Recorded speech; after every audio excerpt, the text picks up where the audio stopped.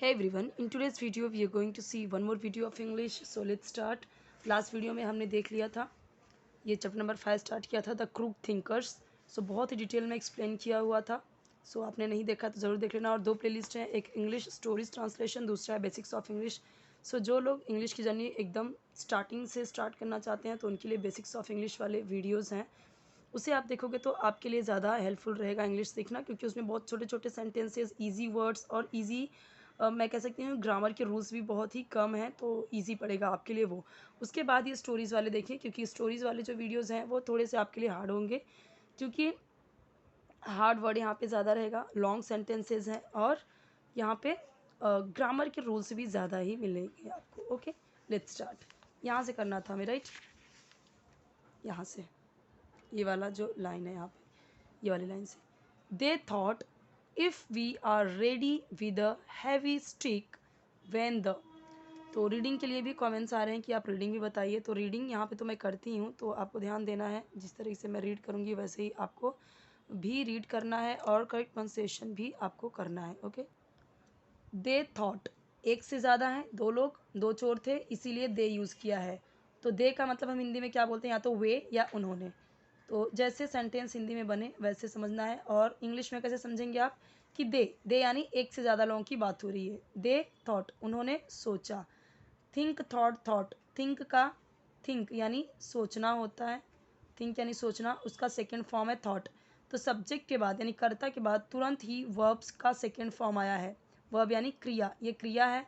Think यानी सोचना, हंसना, बोलना, लिखना, पढ़ना, रोना, गाना, ये सब के सब क्या है, वर्ब है। ठीक है, वर्ब है, क्रिया है जिससे कुछ काम किया जा रहा है। सो ये सब्जेक्ट है, सब्जेक्ट यानी करता। दे थॉट, उन्होंने सोचा। तो ये पास्ट इंडिफिनिट टेंस है, क्यों? क्योंकि सब्जेक्ट के बाद तुरंत वर्ब आया है, वो भी सेकेंड फॉर्म में। तो वो हम सोचा, देखा, किया, आया, कहा, बोला, इस तरीके से हम यूज़ करते हैं। ठीक है, दे थॉट, उन्होंने सोचा। If we are ready with a heavy, अगर, इफ़ यानी यदि या अगर, वी यानी हम, होते हैं या हैं, आर का मतलब रेडी यानी तैयार। नॉर्मली हम रेडी ही बोलते हैं ना, अभी कौन ही तैयार बोलता है। सो आप इंग्लिश में ही उसे याद कीजिए। विद अ यानी विद यानी के साथ, अ हैवी स्टिक एक भारी यानी थोड़ी वजनदार, भारी स्टिक छड़ी के साथ, भारी छड़ी के साथ। वेन जब, तो यहाँ तक पहले मैंने समझा, मीनिंग आपको समझा देती हूँ। दे थॉट, उन्होंने सोचा, इफ़ वी आर रेडी, यदि हम रेडी होते हैं, विद अ हैवी स्टिक एक भारी स्टिक से, अगर हम भारी स्टिक के साथ में रेडी रहें। वेन जब, the third man returns from town, we can kill him. Third यानी तीसरा, मैन यानी आदमी, रिटर्न्स यानी आता है वापस, रिटर्न यानी वापस आता है, फ्रॉम टाउन, टाउन यानी शहर, फ्रॉम यानी से। वी कैन हम, कैन यानी सकते हैं, सकता है, सकते हैं, सकती हैं के सेंस में यूज़ होता है। किल यानी मार, ये स्किल का मतलब होता है जान से मारना। एक बार बार मुझे कमेंट आ रहा है कि मैडम किल और हंट, हंट का क्या है मतलब, किल यानी क्या होता है, हंट मतलब क्या होता है। तो किल का मतलब ना जानबूझ के किसी को मारना, किल। किल यानी किस पर्पज़ से, कि जानबूझ के मारना किसी को। और हंट क्या होता है, हंट होता है शिकार करना, जैसे जो होते हैं ना शिकारी, शिकार करते हैं, वो होता है हंट करना। ठीक है, हंट यानी हम शिकार कहना कहते हैं, और किल यानी जान से मारना, पर्पसली किसी को जान से मारना, किल हिम, उसे। तो लोग क्या सोचते हैं कि जब तीसरा आदमी शहर से वापस आएगा या आता है, वी कैन किल हिम, हम उसे मार सकते हैं। अगर हम प्रॉपर एक भारी स्टिक से तैयार रहे ना, तो जब वो तीसरा आदमी शहर से वापस आएगा या वापस आता है, हम उसे मार सकते हैं। अब एक चीज़ ध्यान दीजिए, आपको एक एक वर्ड का हिंदी में रट्टा मारने की ज़रूरत नहीं है। आप किल का मतलब पहले समझ लीजिए क्या होता है, हिम का मतलब समझ लीजिए क्या होता है, फिर ये सेंटेंस देख के आप खुद ही समझ लोगे। हिंदी में पूरा ट्रांसलेशन करने की ज़रूरत नहीं कि अच्छा इसका मतलब ये, इसका मतलब ये, फिर ये। आप ऐसे ही समझ जाओगे। जब वी का मतलब हम समझ लिया कि कई सारे लोग, हम या एक से ज़्यादा वो लोग बात कर रहे हैं।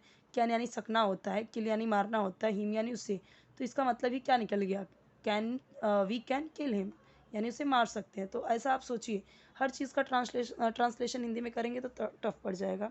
अभी स्टार्टिंग है तो आपको तो फिर अपनी लैंग्वेज से तो आपको सीखना ही पड़ेगा कि हिंदी में, तो उसका मीनिंग समझना ही पड़ेगा। इट्स ओके, बट ट्राई कीजिए कि इंग्लिश वर्ड को आप वैसे ही बोलिए। देन, फिर या तब, इट वुड बी, यह बी का मतलब होता है होना, लेकिन वुड भी यूज़ हुआ है। वुड का मतलब गागेगी, और अभी ये हो नहीं रहा है, हम फ्यूचर की बात कर नहीं रहे, जस्ट फ्यूचर का इमेजिनेशन कर रहे हैं, इसलिए वुड यूज़ हुआ है। जब हम फ्यूचर का इमेजिनेशन कर रहे हैं, इट वुड बी, यह enough, it would be enough, so it would B यानी होगा। क्यों? क्योंकि बी का मतलब होता है होना, और वुड यूज़ हुआ है तो फ्यूचर में हो गया। इनफ यानी काफ़ी या पर्याप्त। टू डिवाइड, डिवाइड करना, डिवाइड करना यानी बांटना। द बूटी यानी खजाना। इनटू यानी में, टू यानी दो, पार्ट्स यानी भागों। Then it would be enough to divide, then it would be enough to divide to booty into two parts। कुछ समझ में आया? तब या फिर बूटी यानी खजाने को दो पार्ट्स में, दो भागों में डिवाइड करना इनफ होगा। मैंने कैसे बोला डिवाइड करना? बांटना को मैंने डिवाइड करना बोल दिया। द बूटी को टू पार्ट्स में डिवाइड करना इजी हो जाएगा, इनफ हो जाएगा, तो इनफ होगा। इस चीज़ को आप इंग्लिश में ही बोलिए, इनफ, डिवाइड, बूटी, पार्ट्स, इन सारी चीज़ों को आप इंग्लिश में ही बोलिए। फिर धीरे धीरे आप सेंटेंस भी बनाना सीखिए। मैंने कैसे बोला? फिर बूटी को टू पार्ट्स में डिवाइड करना इनफ होगा, ठीक है, इस तरीके से आप भी बोलिए। और पूरा हिंदी में बोलेंगे तो कैसे होगा? फिर खजाने को दो भागों में विभाजित करना पर्याप्त होगा, इस तरीके से। तो फिर आपको इंग्लिश सीखना है तो आप इंग्लिश में ही बोलिए। मीनवाइल, मीनवाइल यानी इसी बीच में। और ध्यान दीजिए एक चीज़ और कि मैं किस तरीके से क्या, किसको क्या पढ़ रही हूँ, वही चीज़ आपको भी पढ़ना है। इसी बीच में या इसी बीच, the one who had been to town thought, who, one यानी वह, पहला वाला जो था, जो टाउन गया था। हु यानी जो, वन यानी वह, उसकी बात कर रहे हैं ना, जो एक था। दो तो यहाँ पे सोच रहे हैं उसके मारने का, और एक तो जो गांव वहाँ पे टाउन में गया है। The one who had been to town, जो शहर में गया था। हैड बीन टू टाउन यानी जो शहर में था, जो शहर में गया था। हैड बीन टू टाउन यानी शहर में था, ठीक है, या शहर में गया था। थॉट यानी सोचा। यहाँ पे ये लोग सोच रहे हैं उसको लकड़ी से मार के मार डाले ताकि हम सिर्फ दो लोग बांटे। यहाँ पे ये क्या सोच रहा है वो देख रहे हैं। मीनवाइल इसी बीच, one who had been to town thought, जो शहर गया था उसने सोचा। इफ़ यानी यदि या अगर। आई मिक्स, आई का मतलब मैं, मिक्स यानी मिक्स तो नॉर्मली हम हिंदी में बोलते हैं ना, मिक्स, मिक्स कर देना किसी चीज़ में, मिक्स कर देना। मिक्स यानी मिश्रित, हिंदी में अगर हम बोले तो मिश्र, मिला, मिला देना, मिला, मिला दूँ। इफ़ आई मिक्स, मिला दूँ। सम पॉइज़न, कुछ जहर, पॉइज़न यानी जहर। इन यानी में, द फूड यानी भोजन। अगर मैं कुछ जहर भोजन में मिला दूँ, the other two would eat the poisoned food and die. The other दूसरे, दो, वुड ईट यानी खा लेंगे। अब यहाँ पे वुड क्यों आया, क्यों विल नहीं आ रहा है, उसका भी मतलब तो गागे की होता है, क्योंकि अभी कुछ फ्यूचर का ना जस्ट ये लोग इमेजिनेशन कर रहे हैं, इमेजिन कर रहे हैं, इसीलिए हम फ्यूचर की बात देख रहे हैं, जस्ट वो इमेजिन करते हुए। तो जब हम इमेजिन करते हैं कुछ चीज़ की, मैं ऐसी थी, मैं वैसी थी, मैं काश मैं ऐसी होती, तो उस तरीके से जब हम ऐसा इमेजिन करते हैं तो वो वुड यूज़ करते हैं गागेगी के लिए। तो यहाँ पे वो इमेजिन ही तो कर रहा है। पॉइजन फूड यानी जहरीला खाना, पॉइजन यानी जहरीला, फूड यानी खाना या भोजन, एंड डाई और मर जाएंगे। डाई यानी होता है मरना, लेकिन जाएंगे क्यों बोला, क्योंकि यहाँ पे वुड यूज़ हुआ है, तो ये सेंटेंस यानी कि गागेगी के फ्यूचर के टेंस में ही जा रहा है। If I mix some poison, यदि मैं कुछ पॉइजन फूड में मिला दूं, मिक्स कर दूं। अब मैं इंग्लिश में बोल के बताती हूँ कुछ कुछ वर्ड्स। इफ़ मैं कुछ पॉइजन फूड में मिक्स कर दूं, तो मैंने यहाँ पे पॉइजन, फूड, मिक्स सब कुछ मैंने इंग्लिश में ही बोला। इफ़ भी मोस्ट ऑफ टाइम हम देखते हैं लोग इंग्लिश में बोलते हैं, इफ़ मैंने ऐसा किया तो तुम्हें बुरा तो नहीं लगेगा, इस तरीके से। देन तब ऑल द बूटी will be mine, mine, mine यानी मेरा, ऑल यानी सारे या सभी, पूरा, ऑल यानी पूरा, ठीक है, ऑल यानी सब, सारे या पूरा, बूटी यानी खजाना, विल बी होगा, बी का मतलब होना होता है, विल यूज हुआ है तो होगा, माइन मेरा, तो पूरा खजाना मेरा होगा। सो इसलिए, या अतः भी हम बोलते हैं। ही मिक्स्ड उसने मिला दिया, सब्जेक्ट आया और मिक्स था, यहाँ पे मिक्स था हमारा मेन वर्ब, ईडी मिला दिया उसमें, सेकंड फॉर्म हो गया, यानी मिला दिया, पास्ट में हो गया क्योंकि ये पास्ट डिफरेंट टेंस से मैंने बोला है आपको, जब भी कभी सब्जेक्ट के बाद वर्ब में सेकंड फॉर्म यूज़ हुआ हो, मिक्स, मिक्स्ड, मिक्स्ड होता है तो सेकंड फॉर्म यूज़ हुआ, कुछ भी हेल्पिंग वर्ब यूज़ नहीं हुआ, did, does, do, is, am, are, was, were, कुछ हेल्पिंग वर्ब नहीं आया, बस सब्जेक्ट यानी करता आया, फिर क्रिया में सेकंड फॉर्म लगा दिया, वर्ब में सेकंड फॉर्म लगा दिया, तो ये हो जाता है हमारा पास्ट डिफरेंट टेंस। और उसका हिंदी में हम कैसे बोलते हैं, लिया, दिया, किया, कहा, बोला, गया, आया, रोया, इस तरीके से।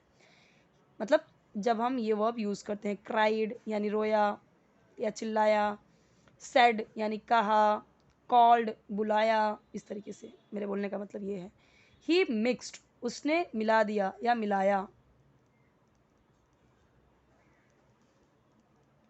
पॉइजन जहर, इन यानी में, इन द फूड भोजन में, और टुक इट लिया, इट यानी इसे, टू दी अदर्स दूसरों के लिए, वो जो दो बचे थे दूसरों के लिए। अतः या तो या इसलिए उसने पॉइजन मिक्स कर दिया, पॉइजन फूड में मिक्स कर दिया और दूसरों के लिए ले लिया, उन दूसरों के लिए या उन दूसरों को दे दिया, इस तरीके से ये बनेगा, ठीक है। दूसरों के लिए वो फूड लिया, उसमें उसने जहर मिलाया और उन दोनों के लिए वो खरीद लिया उसने वो चीज़। वेन ही रिटर्न्ड, जब, वेन का मतलब जब, ठीक है, वेन ही रिटर्न, देखिए वेन का मतलब कब और जब दोनों होता है, सो डिपेंड करता है कि कैसा वो पूछा जा रहा है। वेन ही रिटर्न जब वह लौटा या वापस आया। दी अदर दूसरे दो या दूसरे दोनों। वेर रेडी, वेर रेडी दूसरे दोनों तैयार थे। वेर का मतलब यहाँ पे जहाँ, रेडी यानी तैयार, विद के साथ, हैवी यानी भारी, स्टिक्स यानी लकड़ियों, देख रहे हैं यहाँ पे स्टिक्स, यही स्टिक्स है, स्टिक्स तो लाठियों, स्टिक है लेकिन ऐसा है तो प्लूरल हो गया क्योंकि दो है ना, तो इसीलिए स्टिक्स हो गया। जब वह लौटा, दूसरे दो या दूसरे दोनों, वहाँ, यहाँ पे वहाँ हो जाएगा, वहाँ रेडी थे, विद हैवी स्टिक्स, क्योंकि ये सेकेंड फॉर्म में जा रहा है, देखिए यहाँ पे ही रिटर्न, वह लौटा, दी अदर टू, इसी सेंटेंस में ये जाते जा रहा है, इसलिए कहीं पे भी था के लिए हम देख रहे हैं अलग से कुछ नहीं आया है, ठीक है। व्हेन ही रिटर्न जब वह लौटे, the other two were ready, ready with heavy sticks, दोनों लकड़ियों के साथ तैयार थे।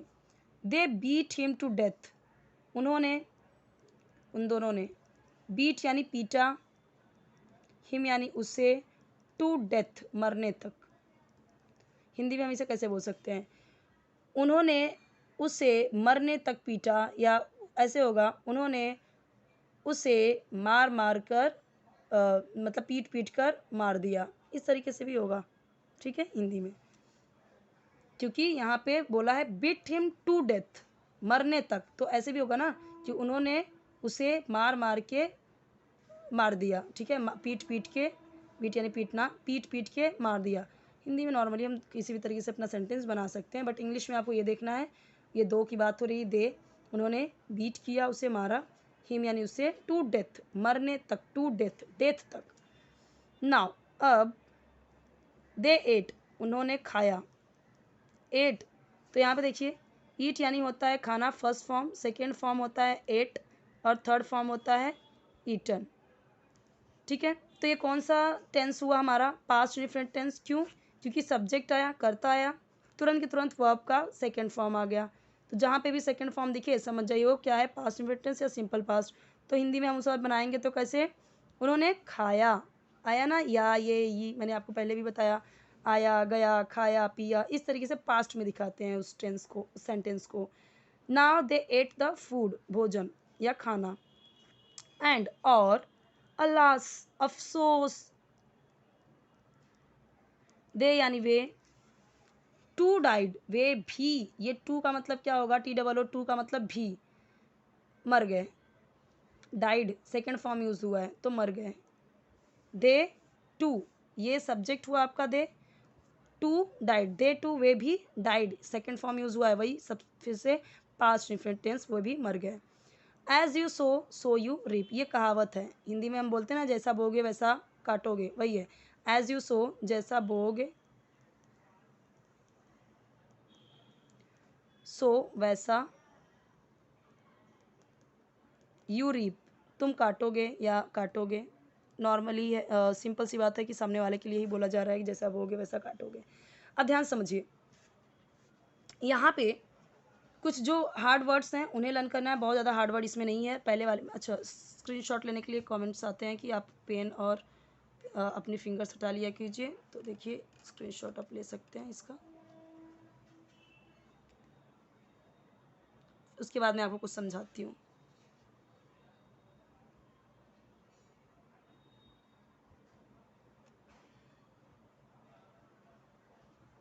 आई होप कि आपने स्क्रीनशॉट ले लिया होगा।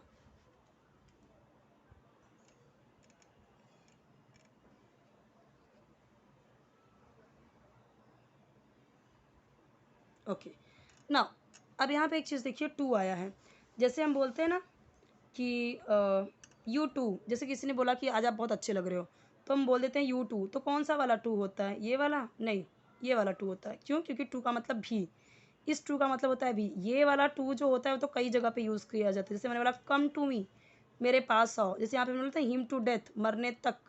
ओके, और भी लास्ट वीडियो में इसका यूज़ हुआ है, जैसे कि बहुत बार हुआ है, जैसे यहाँ पे देखा हमने had been to town, town में, तो टू का ये यूज़ तो कई जगह पे होता है, लेकिन ये टू जो है वो इसका यूज़ होता है टू में, टू यानी भी में। तो टू का मतलब भी और ऑल्सो का मतलब भी होता है भी, ऑल्सो। ठीक है, सो आई होप कि आपके लिए हेल्पफुल है। लास्ट की वीडियोस ज़रूर देखिए, वो आपके लिए हेल्पफुल होगा। वो उसके बाद में ये देखेंगे तो ज़्यादा समझ में आएगा आपको।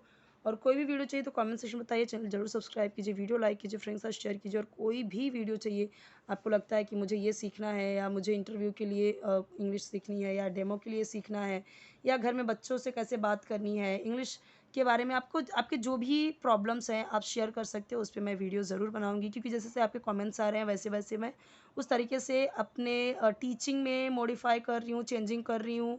और थोड़ा सा जैसे जैसे कमेंट्स आ रहे हैं कि रीडिंग भी बताइए, तो रीडिंग तो मैं यहाँ पे रीड करती ही हूँ, बस आपको ध्यान से सुनना है, और सुनते सुनते ही आप इंग्लिश सीख जाओगे। डेली 2-3 वीडियो अगर आप देखोगे डेली का डेली, तो ज़रूर ही हेल्प मिलेगा। आप ट्राई करके देखो एटलीस्ट 1 वीक, एक हफ्ते।